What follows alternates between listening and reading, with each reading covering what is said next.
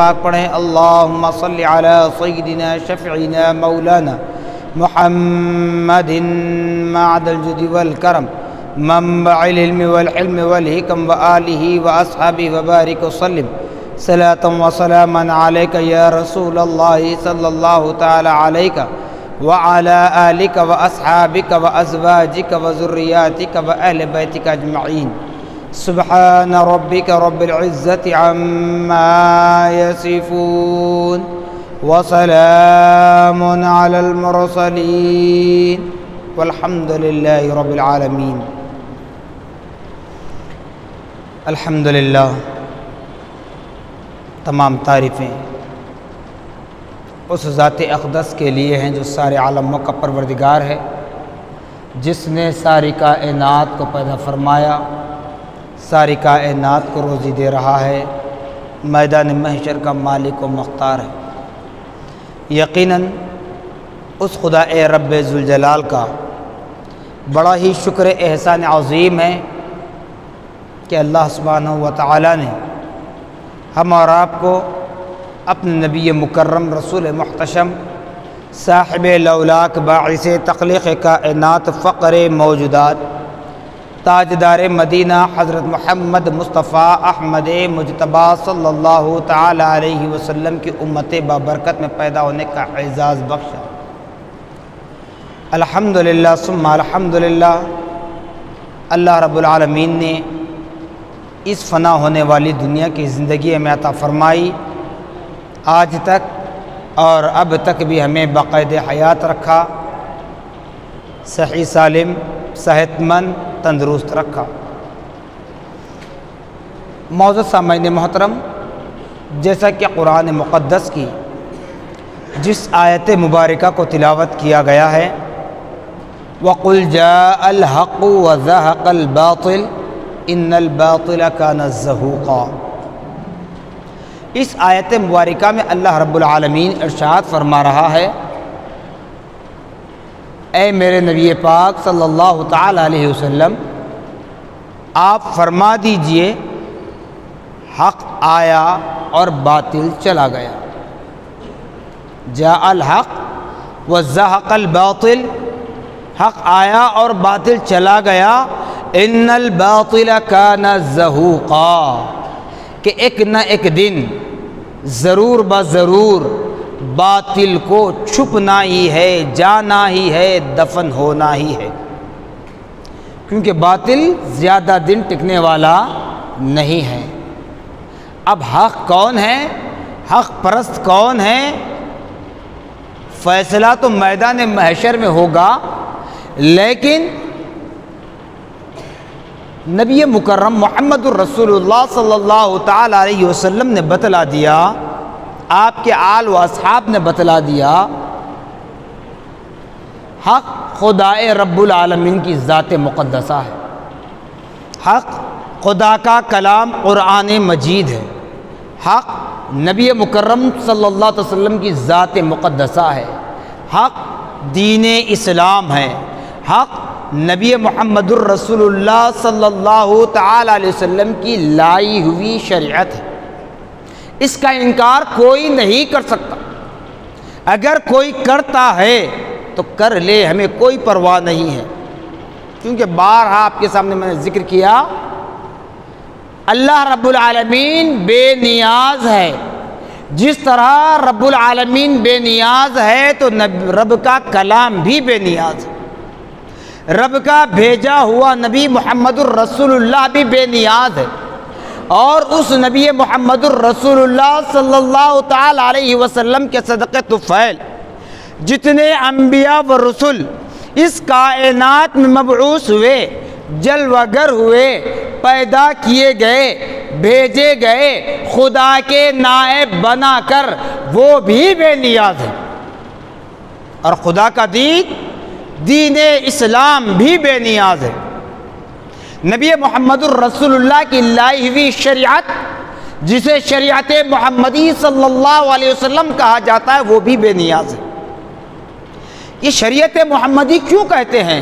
اس لیے کہتے ہیں کہ نبی محمد الرسول اللہ صلی اللہ تعالی علیہ وسلم سے پہلے کم و بیش 1,24,000 انبیاء علیہ السلام اجمعین اس روئے زمین پر جل بگر ہوئے، آئے، بھیجے گئے، تو ہر نبی کے ساتھ قانون بدلتا رہا۔ ہر نبی کے بعد جب دوسرے نبی آتے تو کتاب بھی بدلتی، صحیفہ بھی بدلتا، قانون بدلتا، احکامات بدلتے، آئین، دستور جو بنایا جاتا تھا وہ بھی بدلا جاتا۔ اب نبی محمد الرسول اللہ صلی اللہ علیہ وسلم کو خدا رب العالمین نے خاتم الانبیاء بنا کر بھیجا کہ آپ کے بعد کوئی نبی آنے والا نہیں ہے، اس لیے نبی محمد الرسول اللہ کی ذات بدلنے والی نہیں ہے۔ جب نبی محمد الرسول اللہ صلی اللہ علیہ وسلم پر قرآن نازل ہوا، اللہ نے فرمایا اِنَّا نَحْنُ نَزَّلْنَا الذِّكْرَ وَإِنَّا لَهُ لَحَافِظُونَ، کہ بے شک اس ذکر کو ہم نے نازل کیا ہے، اس قرآن کو ہم نے نازل کیا ہے، اس کی حفاظت کا ذمہ ہم لیتے ہیں۔ جیسا کہ اس سے پہلے میں نے آپ سے کہا، توریت بھی خدا نے نازل کی، زبور بھی خدا نے نازل کی، انجیل بھی خدا نے نازل کی، لیکن اس کی حفاظت کی ذمہ داری نہیں لی۔ کیوں نہیں لی؟ کیا اس کا مطلب یہ تو نہیں کہ وہ خدا کے کلام سے ہٹ کر تھا یا خدا کے منشا کے مطابق نہیں تھا، لیکن ذمہ داری کیوں نہیں لی؟ اس لیے کہ ان کو آسمان پر اٹھانا تھا، ان کو آسمانوں پر اٹھا لینا تھا۔ توریت، زبور، انجیل کو اللہ پاک نے آسمان پر اٹھا لیا، اس لیے اس کو دنیاوی زبان میں یہ ذکر نہیں کیا کہ اس کی حفاظت ہم کرتے ہیں۔ جب قرآن کو نازل کیا تو قرآن کا حکم 1400 برس تک نہیں، میدان محشر برپا ہونے تک نہیں، میدان محشر میں بھی قرآن کا حکم چلتا رہے گا۔ جس طرح خدا کی ذات باقی ہے، اسی طرح خدا کا کلام بھی باقی ہے، رہتی دنیا تک باقی رہے گا۔ اس لیے اللہ پاک نے علی الاعلان کہہ دیا کہ اس قرآن کو ہم نے نازل کیا ہے، اس کی حفاظت کا ذمہ ہم لیتے ہیں۔ انکار کرتے ہو کر لو، رائٹس ہیں، اختیار ہیں، چاہے کوئی ہو۔ ہمارا ازلی دشمن ہے وہ تو اپنی جگہ، میں نے بارہا کہا، ازلی دشمن کے کہنے سے اتنی تکلیف ہمیں نہیں ہوتی۔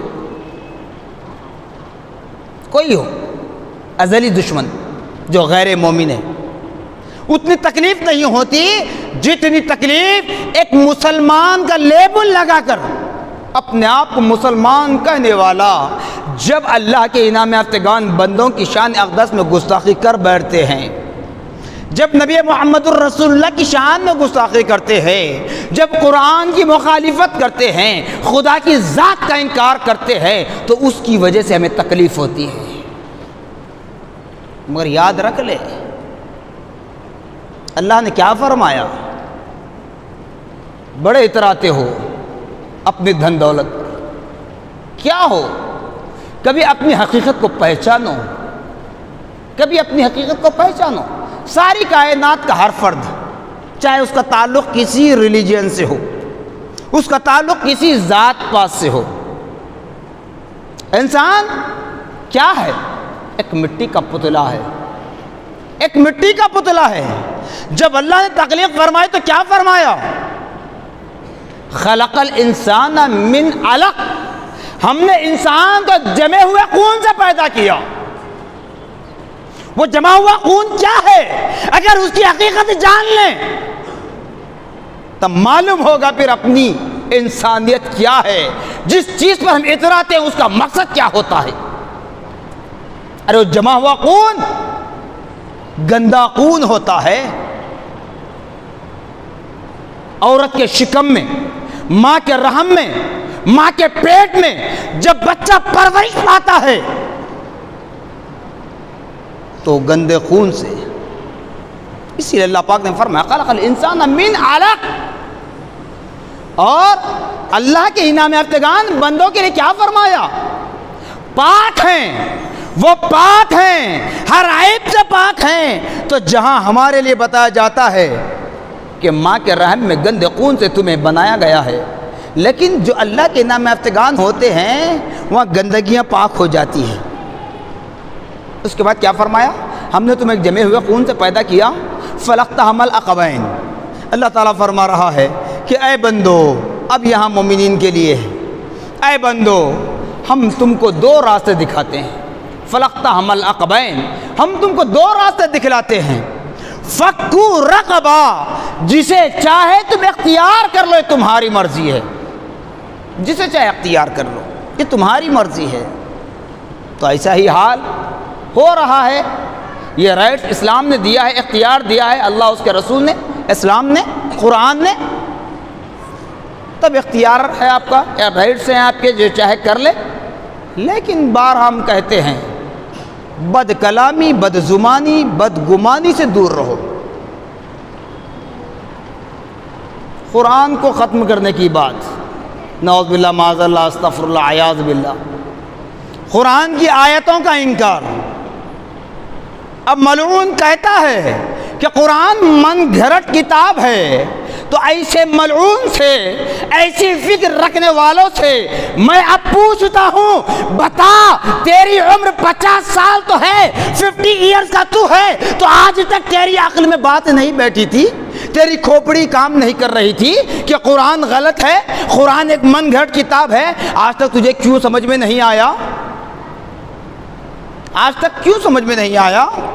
بنا سوچے سمجھے کرسی پر بھی بیٹھ گیا۔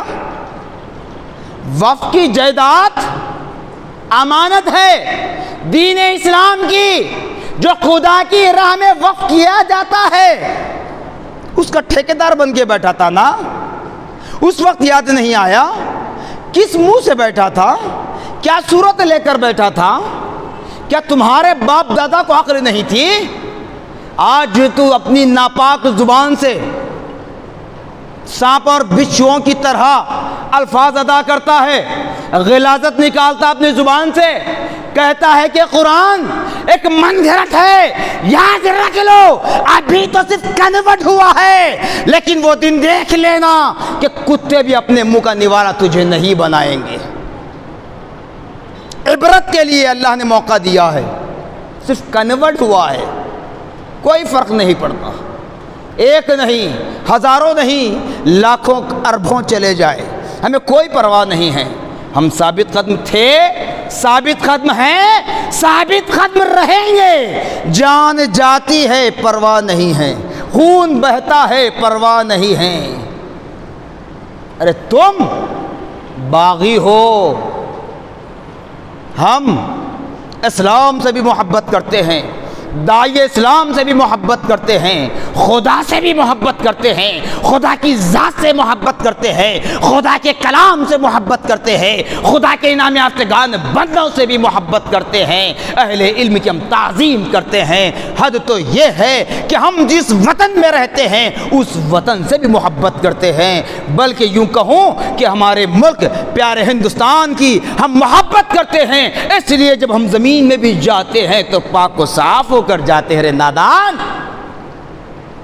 پاک و صاف ہو کر جاتے ہیں، ہمیں غسل دیا جاتا ہے، ہمیں نئے کپڑے کا کفن پہنایا جاتا ہے، خوشبو سے معطر کیا جاتا ہے، بڑی شان کے ساتھ ہمارے بھائی ہمارے بوجھ کو ڈولے میں لٹا کر اپنے کاندھوں پر سوار کر کے لے جاتے ہیں۔ نادان، ہم وطن کی مٹی سے محبت کرتے ہیں، مٹی کی آغوش میں بھی جب چلے جائیں گے تو ہم خدا کا ذکر کرتے رہیں گے، قرآن کا ذکر کرتے رہیں گے، اور تم کہتے ہو کہ من گھڑت ہے، اس لیے باطل ایک دن دفن ہونا ہی ہے، چاہے کتنی بھی زبان درازی کر لے، اب چاہے تو اپنی منہ سے کتنی غلاظت نکال لے، ہمیں کوئی سروکار نہیں ہے، اب ہمیں کوئی ٹینشن، کوئی تکلیف نہیں ہے۔ جی کہتے ہیں نا، جیسے گزشتہ جمعہ میں نے کہا کہ سوشل میڈیا پر کہا جاتا ہے کہ علماء کچھ نہیں بولتے، اہل علم مشائخین کچھ نہیں بولتے۔ میں نے الحمدللہ اس پر تفصیل سے گفتگو کی ہے، اب بتاتا ہوں۔ چلیے ہم کس سنت پر عمل کرتے ہیں، ہم اپنے اسلاف کے اعمال کو کس طرح اپنے پلوں باندھے ہوئے ہیں، اور ہم کس طرز پر عمل کرتے ہیں۔ یہ تو باطل ہے، چلا گیا، یہ بھی کہا جا سکتا ہے کہ جہاں کا خمیر تھا وہیں چلا گیا۔ ارے جو بیٹا، جو اولاد اپنے ماں باپ کی نہ ہو سکی، جو بھائی اپنے بھائی بہنوں کا نہ ہو سکا، جو شخص اپنی آل اولاد کا نہ ہو سکا، اب وہ دوسروں کا مسیحا بنے گا؟ بتائیے، اب وہ دوسروں کا مسیحا بنے گا، کیا کرے گا؟ اسی لیے ہم اہل سنت والجماعت، ہم اہل ایمان، اگر ہم سے کوئی غلطیاں سرزد ہو جاتی ہیں، نفس کی خواہش، شیطان کے وسوسے میں آ کر، کسی اعتبار سے اگر ہم سے کوئی غلطیاں سرزد ہو جاتی ہے تو ہم اپنے عیوب کو چھپانے کے لیے کسی اور کے پاس نہیں جاتے، خدا کی بارگاہ میں ماتھا ٹیک لیتے ہیں۔ ہم اپنے عیوب کو چھپانے کے لیے، اپنی شرمندگی کے لیے، اپنی توبہ کو قبول کرنے کے لیے، اپنی مغفرت کروانے کے لیے خدا کی بارگاہ میں سر جھکاتے ہیں، اللہ والوں کے پاس زانو ادب طے کر لیتے ہیں، اللہ والوں کے پاس سر جھکا دیتے ہیں، کسی اور سے نہیں مانگتے۔ تم نادان، تم اپنے عیوب چھپانے کے لیے کسی اور کلچر کو کیوں بدنام کرنا چاہتے ہو؟ سن لو، کان کھول کر سن لو، برادران وطن ہو کے برادران اسلام، اسلام نے الحمدللہ ثم الحمدللہ آج تک کسی کلچر کو برا نہیں کہا، نہ قرآن نے، نہ نبی نے، نہ خدا کی ذات نے، نہ کہنے کا حکم دیا۔ اب یہ نادان کہتے ہیں دہشت کی تعلیم ہے، جہاد کی تعلیم ہے۔ میں نے اس سے پہلے بھی آپ سے کہہ دیا کہ اگر قرآن دہشت کی تعلیم اگر دیتا تو میرا نبی دشمنوں کو اپنے سینے سے نہیں چمٹاتا۔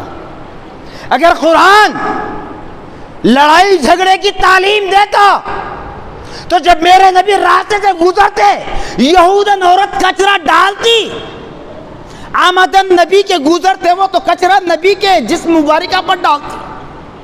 نبی نے کبھی بد دعا تک نہیں کی، بلکہ جب بیمار ہوئی تو اس کی عیادت کے لیے پہنچے۔ اب نادان کہتے ہیں کہ قرآن قتل و غارت گری کی تعلیم دیتا ہے۔ ارے یاد کرو دور جہالت کو، جس وقت ابھی ہمارے نبی محمد الرسول اللہ صلی اللہ علیہ وسلم کی بعثت نہیں ہوئی تھی، ابھی اس دنیا میں جلوہ گر نہیں ہوئے تھے، اس وقت خود عرب کا کیا حال تھا؟ ذرا ذری سی بات پر ایک دوسرے کا قتل نہیں، خاندان قبیلے کرتے چلے جاتے۔ اس جرم کو میرے نبی نے ختم کیا۔ اگر قرآن دہشت کی تعلیم دیتا، قتل و غارت گری کی تعلیم دیتا، تو پھر دنیا میں باقی کون رہتا تھا؟ اپنی زبانوں کو لگام دو، ورنہ جب خدا کی قدرت کو جلال آ جائے، نہ تمہارا گھر باقی رہے گا، کوئی باقی نہیں رہیں گے، تمہاری نسلیں بھی تباہ ہو جائیں گی۔ بڑی بات مت کہو، بڑا نوالا کھاؤ، بڑی بات مت کہو، کیونکہ دنیا میں اگر کوئی حق ہے، خدا کی ذات، خدا کا کلام، خدا کا نبی، خدا کا دین، اور ہم حق پرست ہیں الحمدللہ، انشاءاللہ ہماری نسلیں بھی حق پر ثابت قدم رہیں گی۔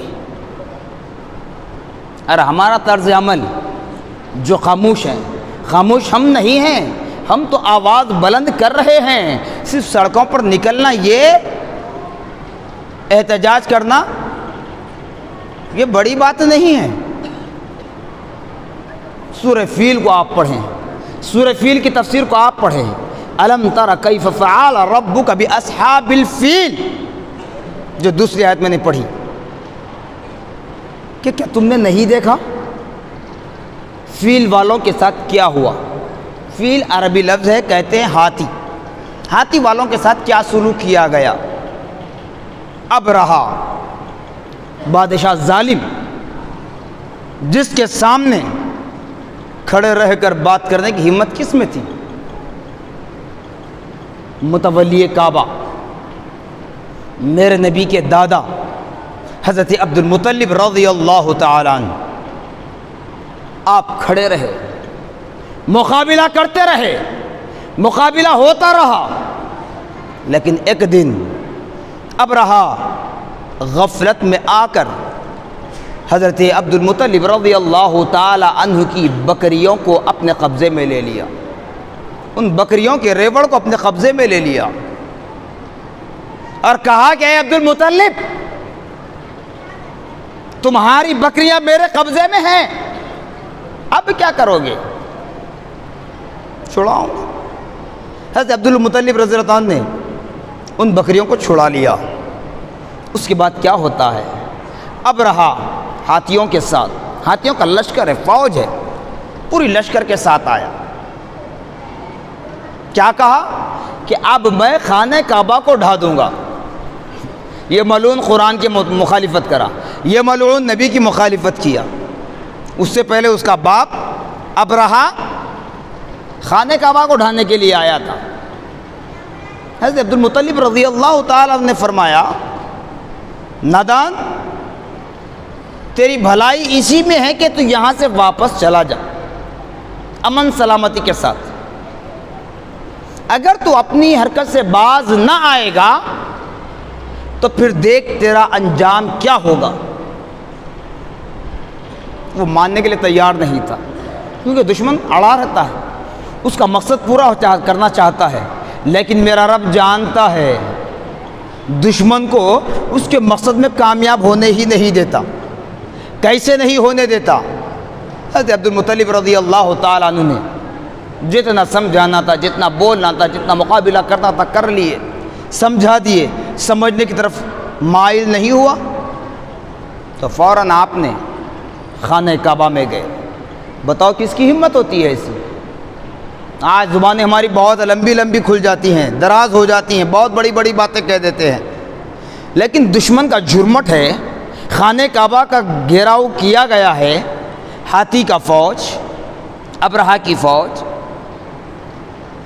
حضرت عبد المطلب ہیں کہ آپ خانہ کعبہ میں داخل ہوتے ہیں، 2 رکعت نماز ادا کرتے ہیں، 2 رکعت نماز ادا کرتے ہیں، اس کے بعد اللہ رب العالمین کی بارگاہ میں دعا کرتے ہیں۔ اسی لیے کہا جاتا ہے نا، آپ سے 12 کہا کہ مومن کا ہتھیار اس کی دعا ہے۔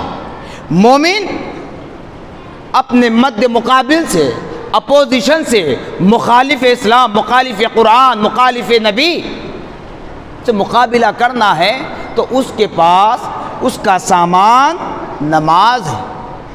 تو حضرت عبد المطلب رضی اللہ تعالیٰ خانہ کعبہ میں داخل ہوئے، 2 رکعت نماز ادا کی، رب کی بارگاہ میں دعا کی، الہ العالمین، تو نے جتنی صلاحیت مجھے دیا تھا، تو نے جتنی طاقت مجھے دی تھی، میں سب استعمال کر لیا، لیکن یہ اب اپنی نادانی سے باز آنے کے لیے تیار نہیں ہے۔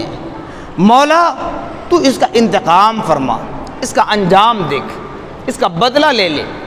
جس طریقے سے بھی عبد المطلب رضی اللہ عنہ بدعا کی، اس کے لیے دعا کی، تو ابھی وہ خانہ کعبہ پہ چڑھ ہی رہا تھا، ہاتھی کی فوج کو لے کر چڑھ رہا تھا۔ جب گھیراؤ کیا گیا، چاروں طرف سے خانہ کعبہ کو گھیر لیا گیا، خانہ کعبہ کو ڈھانے کے لیے جب قریب ہوا تو اللہ پاک نے کیا کیا؟ اسی لیے کہتے ہیں نا، تم بڑے طاقتور ہوں گے، تم بڑے سورما ہوں گے، لیکن میرے رب کی قدرت کو اگر جلال آ جائے، ریت کے کنکروں سے تمہارا انتقام لیا جائے گا۔ اسی وقت اللہ رب العالمین نے ابابیل پرندے کا نام ہے، یعنی اس کی شکل بتائی جاتی کہ چڑیا کتنی ہوتی ہے، اس کی اڑان کتنی ہوتی ہے، اس کی جان کتنی ہوتی ہے، اسے اندازہ کریں آپ، اس سے اندازہ کریں اس کی اڑان کتنی ہوتی ہے، اس کی جان کتنی ہوتی ہے۔ ان چھوٹے چھوٹے پرندے، ابابیل جیسے چھوٹے چھوٹے پرندوں کے چونچ میں کنکریاں ڈالی اللہ پاک نے اپنی قدرت کاملہ سے۔ اب اس چھوٹی چڑیا کی چونچ میں کتنے کنکر آئیں گے؟ بتائیے کتنے کنکر آئیں گے؟ ریت کے ذرات کے برابر کنکر ہوں گے وزن میں، اور کتنے آئیں گے اگر گن لیں؟ 4 8 10 15 20، اس سے زائد تو نہیں آ سکتے۔ چھوٹے چھوٹے کنکر بھی اگر لے لیں 10 20 کنکریاں ہوں گی۔ اب یہ ہاتھیوں کا فوج ہے، ابرہہ کی پوری فوج ہے، اب اللہ رب العالمین کا عذاب نازل ہو رہا ہے ان ابابیل جیسے چھوٹے چھوٹے پرندوں کی چونچوں میں ان کنکریوں کو ڈال کر جب اللہ رب العالمین نے اس ابرہہ کی فوج پر ان ہاکی والوں کی فوج پر برسانا شروع کیا اور وہ ابابیل جیسے چھوٹے چھوٹے پرندے جب اپنی چونچوں سے وہ کنکریوں کو گراتے ہیں، ایک ایک کنکری گرتی ہے تو آج کا تمہارا بم بارود بھی وہ کام نہیں کر سکتا جو اللہ پاک کی قدرت کاملہ اس کنکریوں میں کام کر رہی ہے۔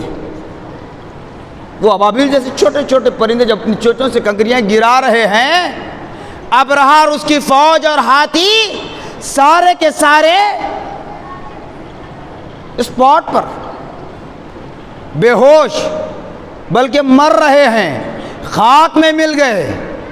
تو یہی حال قرآن کی مخالفت کرنے والوں کا ہوگا، یہی حال نبی کے گستاخوں کا ہوگا، یہی حال خدا کے دین کی مخالفت کرنے والوں کا ہوگا۔ اسی لیے ہم بھی کہتے ہیں کہ لوگوں نماز پڑھو اور ایسے ملعونوں کے لیے بد دعا کرو۔ صرف سوشل میڈیا پر میسیجز وائرل کرنے سے یہ مومن نہیں کہلاؤ گے، یہ ایمان کی حرارت نہیں ہوگی۔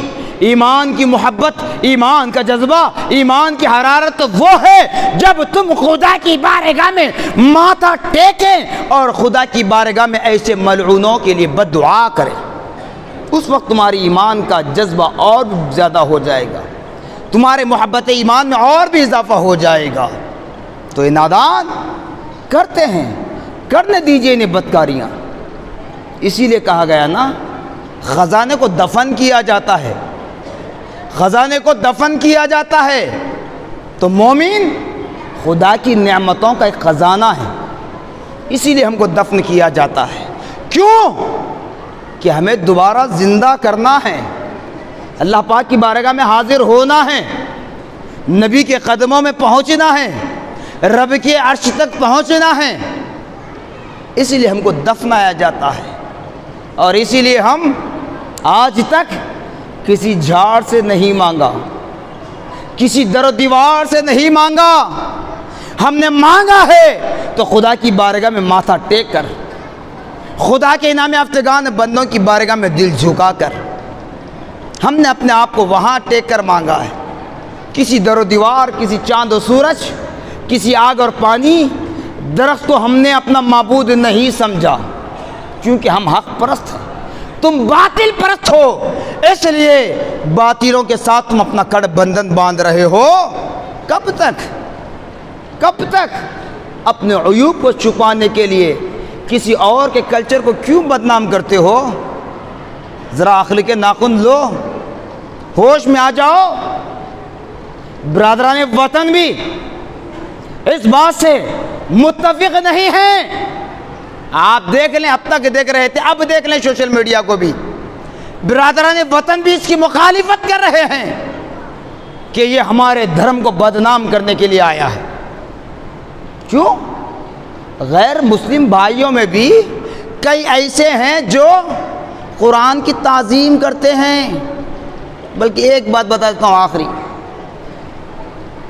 ہماری جامعہ نظامیہ میں ایک خاتون جھاڑو دیا کرتی تھی، ذات سے غیر مسلم تھی،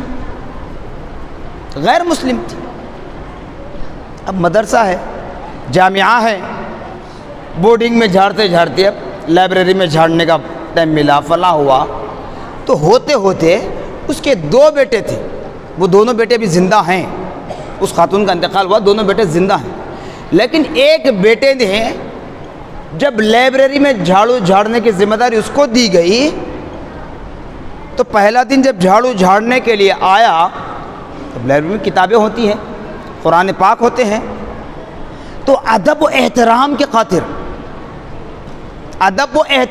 خاطر اس نے اب کھڑے رہ کر پیشاب کرنا چھوڑ دیا، بیٹھ کر پیشاب کرنا شروع کیا۔ جس طرح ہم وضو کرتے ہیں اس طریقے سے دیکھ دیکھ کر وضو کو اسی مکمل طور پر کرنا شروع کیا۔ ہوتے ہوتے ایسا ہوا کہ اللہ رب العالمین دلوں کو پھیرنے والا ہے، اللہ رب العالمین دلوں کو پھیرنے والا ہے، تو وہ کام کرتے کرتے کرتے آخر میں توبہ کیا، پھر اپنے باطل مذہب کو چھوڑ کر اسلام میں داخل ہو گیا، مسلمان ہو گیا۔ الحمدللہ آج بھی وہ جامعہ میں کتب خانے میں ہی کام کر رہا ہے، لائبریری میں، عبداللہ اس کا نام ہے۔ الحمدللہ ثم الحمدللہ۔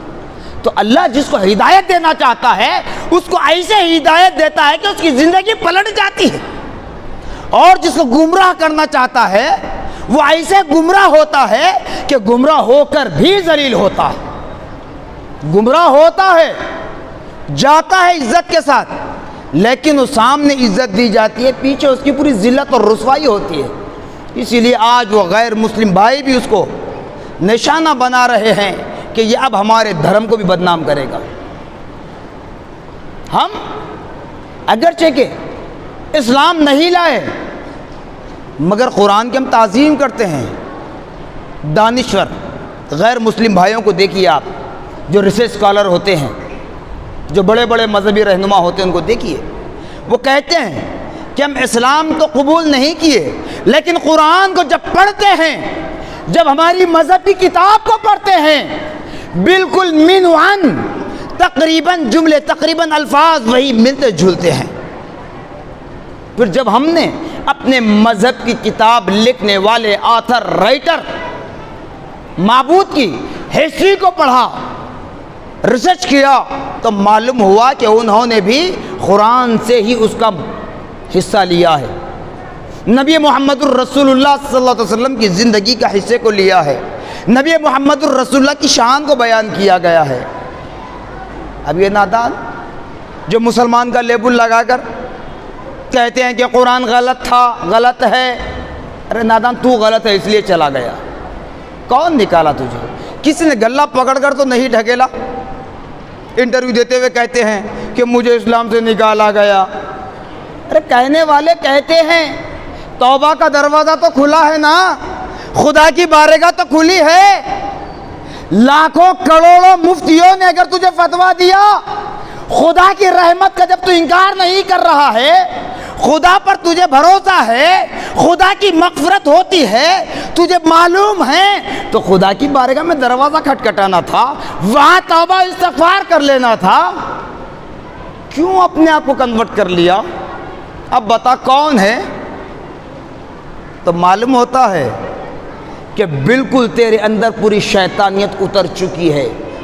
مگر یاد رکھ لو ایمان والو، ایسی شیطانیت اور بھی ہونے والی ہے، اچھی طرح ذہن میں بٹھا لیں، یہ شیطانیت اور بھی ابھرنے والی ہے، کیونکہ اب آگ پر پانی نہیں تیل کا چھڑکاؤ ہو رہا ہے، آگ بھڑکنے والی ہے۔ کم از کم اب تو 5 وقتہ نمازی بن جاؤ، قرآن کی تعلیم حاصل کرو، اپنے معصوم بچوں کو قرآن کی تعلیم دو، دین اسلام کی طرف راغب کرو۔ یہ نہیں کہا جاتا آپ کو کہ آپ اپنی اولاد کو ڈاکٹر انجینئر مت بناؤ، سب کچھ دنیا کی ڈگریاں انہیں دلاؤ، لیکن انہیں اسلام کی دولت سے بھی مالا مال کرو۔ کیوں؟ جب ہم میں سے کسی کے باپ کا انتقال ہوتا ہے تو کوئی پوچھنے والا یہ نہیں پوچھتا کہ تمہارے باپ نے تمہارے لیے کتنی گاڑیاں چھوڑی، تمہارے باپ نے تمہارے لیے کتنے گھر چھوڑے، یہ نہیں پوچھتا۔ بلکہ جب بات آئی تو مجھے بات یاد آ رہی ہے، میری والدہ محترمہ ہمیشہ کہتی ہیں، میرے والد کا انتقال جس وقت ہوا اس سے پہلے میرے والد نے مجھ کو اور میرے بھائی کو اپنے دونوں مانڈیوں پر بٹھا کر میری ماں کو کہا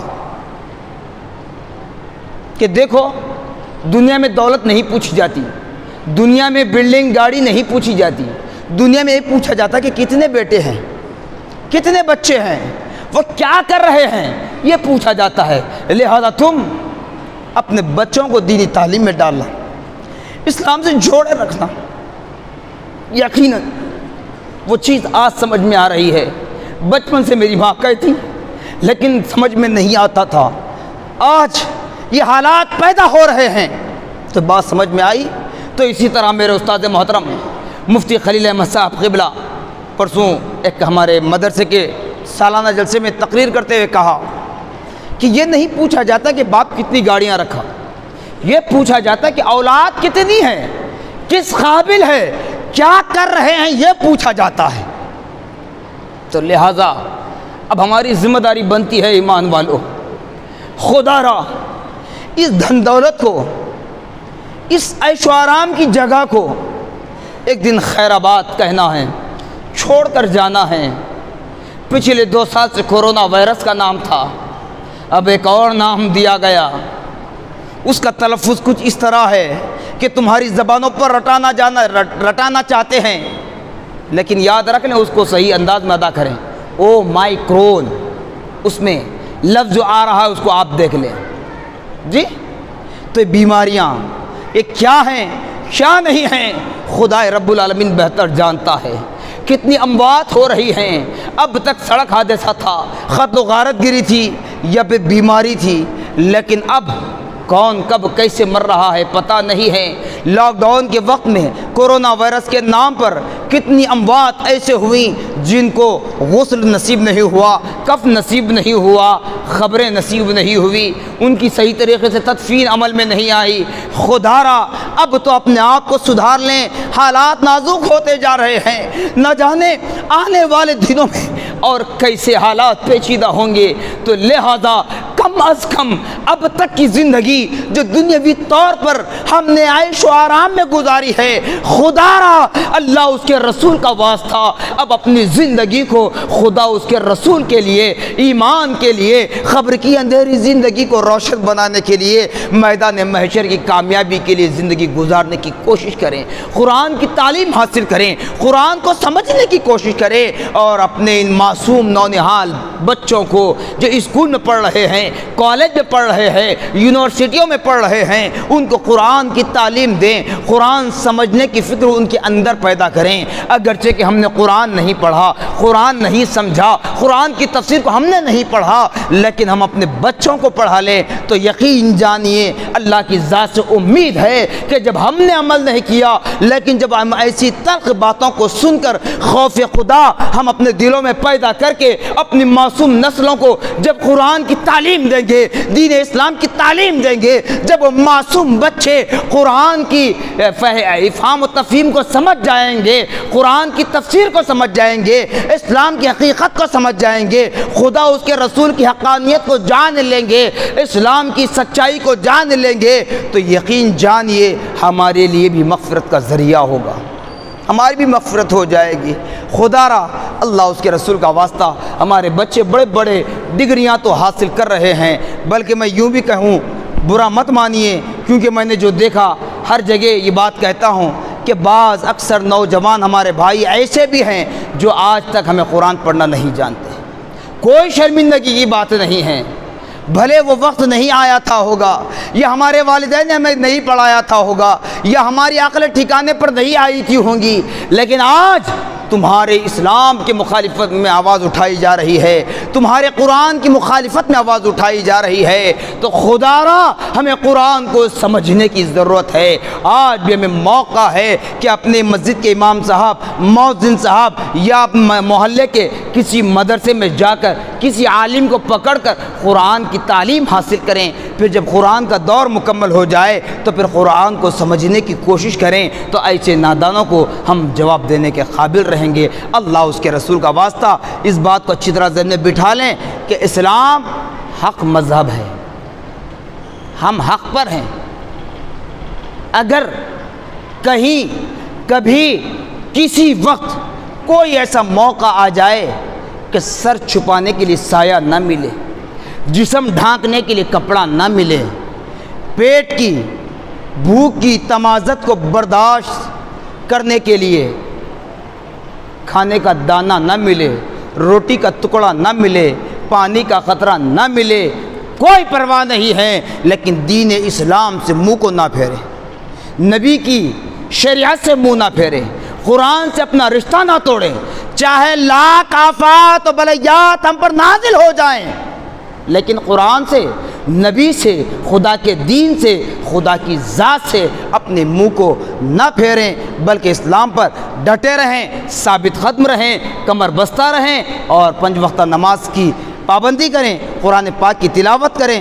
جب ہمارے دل مطمئن ہو جائیں گے تو اللہ اس کے رسول کی محبت ہمارے دل میں بس جائے گی۔ جب خدا ہمارا حامی و مددگار ہوگا، خدا و رسول ہماری نصرت کرنے والا ہوگا، تو جان لیجئے کہ دنیا کی کوئی طاقت نہیں ہے کہ جو ہمارے سر کا ایک بال بھی ہم سے جدا کرتی، جو ہمارے سر کا ایک بال بھی ہم سے جدا کر کے دکھاتی۔